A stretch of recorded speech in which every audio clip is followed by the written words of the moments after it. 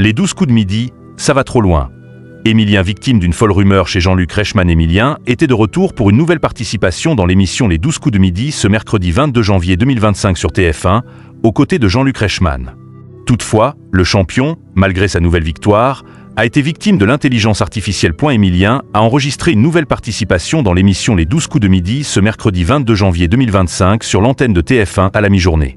Le champion de Jean-Luc Reichmann n'a pas été provoqué en duel. Le maître de midi, dont la défaite est souhaitée par l'animateur, a eu quelques difficultés lors du duel final, mais il a survécu avec 7 secondes d'avance.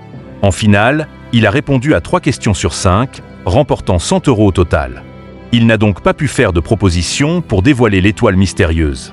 Cependant, Émilien, après le départ du steamer étoile, a encore fait perdre de l'argent à l'animateur. Les 12 coups de midi. Émilien et Jean-Luc Reichmann, dépassés par la technologie. Jean-Luc Reichmann a mis de l'argent en jeu pour un téléspectateur si Émilien répondait correctement à une question lors du duel.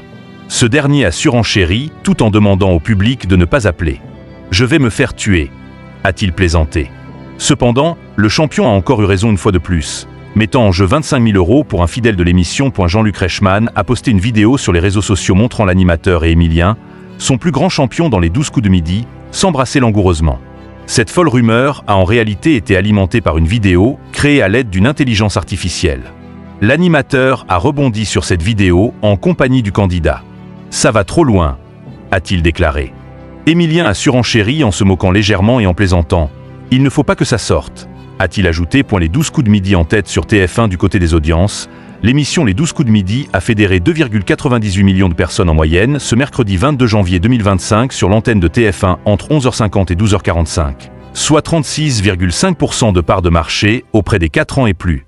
Le divertissement produit par Randmolshine Productions et Pistache TV a enregistré une baisse de 0,1 point de part de marché par rapport à la semaine passée. L'émission a réuni 39% des femmes responsables des achats de moins de 50 ans et 31% sur les 25-49e ans. Sur les jeunes, TF1 a rassemblé 56% sur les 15-24 ans et 35% auprès des avril 2014 en point avec ses scores. L'émission de la Une, animée par Jean-Luc Reichmann et programmée à la mi-journée depuis le 28 juin 2010, reste largement leader sur sa tranche de diffusion. En face, Tout le monde veut prendre sa place n'est pas en reste sur l'antenne de France 2. Le jeu de Cyril Ferraud a convaincu près de 1,80 million de personnes en frontal au même moment, soit 20,8% de part d'audience. Les 12 coups de midi est à retrouver quotidiennement à 11h50 sur TF1.